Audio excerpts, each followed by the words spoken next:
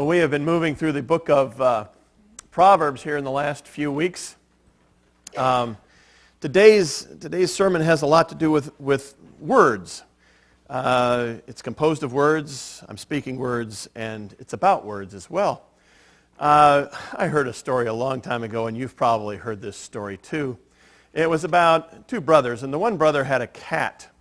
And he was going on a trip, so he took the cat to his brother's house and said, can you take care of my cat while I'm gone? And the guy said, yeah, sure, I'll take care of your cat while you're gone. And so the brother went on the trip, and he's coming back, and he phones his brother. He says, how's my cat doing? And he says, your cat's dead. And the guy's going, what you couldn't have broken this to me a little easier? You couldn't have said, well, I hate to tell this, but your cat was on the roof, and it fell off. And we rushed it to the emergency room, and they tried to resuscitate it, but your cat's dead. You couldn't have said that? Well, I guess I could have said that. And so the brother who's just lost his cat is, okay, well, let's try and move on to a different subject. And he says, well, how's Mom? Well, Mom's on the roof.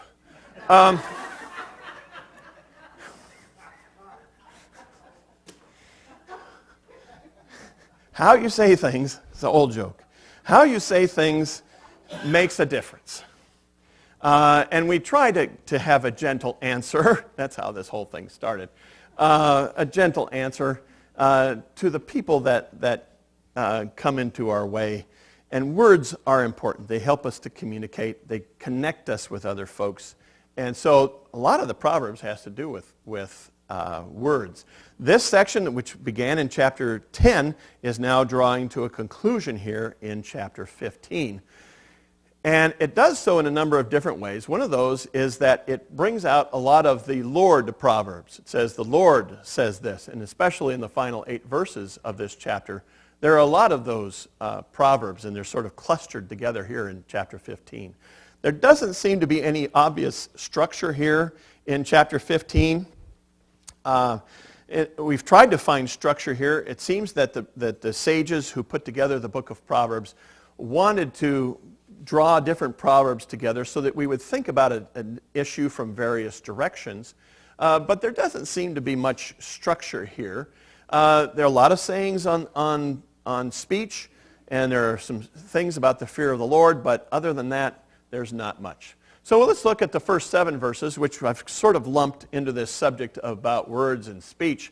The theme is speaking and listening, and there are proverbs that go along with that about healing words and soothing replies and prayer, all having to do with God listening or us listening to God or talking to each other.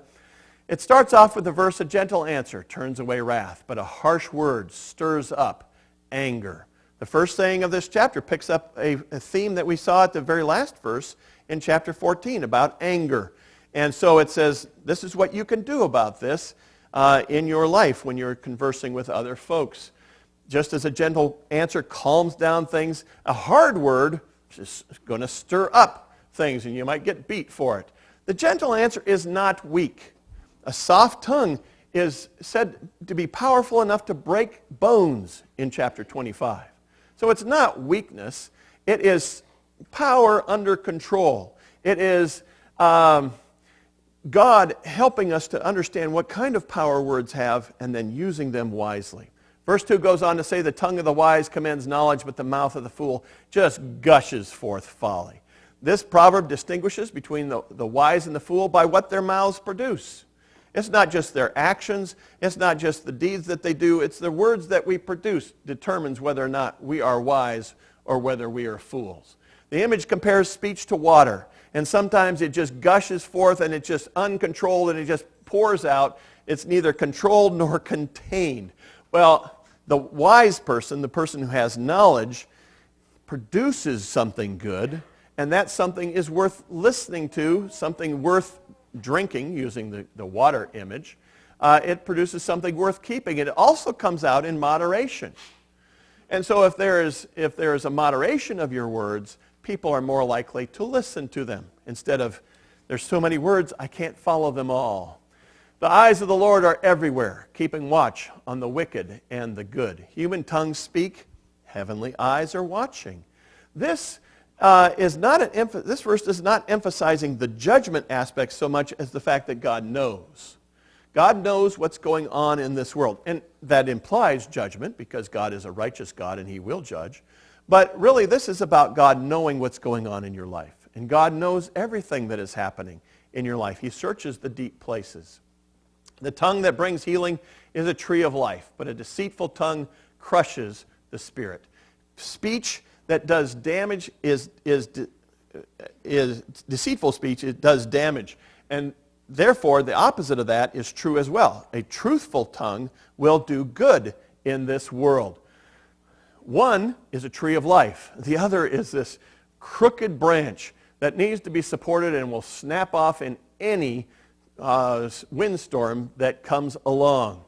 Healing, or perhaps calming, the word is kind of ambiguous at this point, is typically associated with wise speech in a number of different proverbs, and is mentioned in every chapter from 12 until this one. So healing and speech are connected, and we can use our speech to calm and heal in this world. The tree of life in the Bible is only found in the book of Genesis and the book of Revelation and here in Proverbs. It's kind of interesting. It picks up on that theme that this is the tree of life. A fool spurns his father's discipline, but whoever heeds correction shows prudence. I've seen these signs all over the place, not this one particularly. We have seemed to have latched on to Winston Churchill's statement, keep calm and carry on. I think that was the original. This one says, keep calm and listen to your dad. That's a good thing. We should plaster that all over the place. Even the most helpful speech has to be accepted in order for it to do some good. You can say the most wonderful words, but if they're not listened to, if they're not followed, then they don't do any good. And in the book of Proverbs, a lot of the emphasis is on the responsibility of those people who are listening, upon the learner. It's not upon the teacher so much as it is upon the learner, although teachers have an important role in this chapter as well. Wisdom is supposed to teach and speak, and others are supposed to learn and listen, and this is all a sign of prudence. The house of the righteous contains great treasure, but the income of the wicked brings them trouble. Well, you would think that if you had a lot of money, you wouldn't have any problems. Well, in this first of the righteous wicked statements in this, the mouth of the righteous. Oh, she's definitely not wicked. Well, maybe at 3 o'clock in the morning. No, not even then, huh? Just sleeping, okay. Only the righteous receives rewards that you would like to have. You know, the unrighteous get lots of money, maybe, but their reward and the things that they have are not going to be any use to them. The lips of the wise spread knowledge, not so the hearts of fools. The sages knew that that wisdom has its source in the heart, and what we say has its source in the heart. And that will come out, and it will broadcast into this world, shining its light into this world. The desire to spread knowledge as an antidote to folly is the mark of a wise person.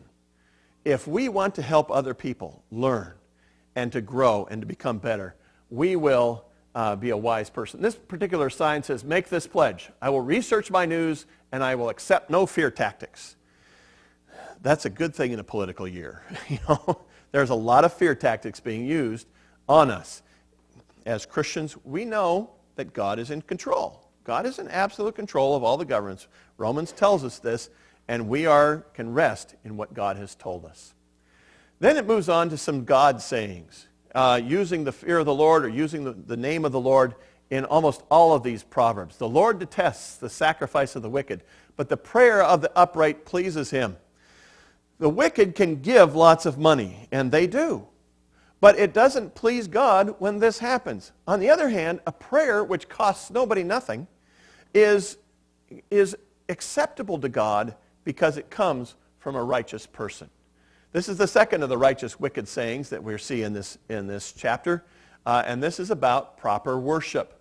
Sacrifice is not said to be the greatest thing. It's not spoken against of here. Sacrifice is a good thing, and it's not saying that prayer is superior to any kind of worship that you might have.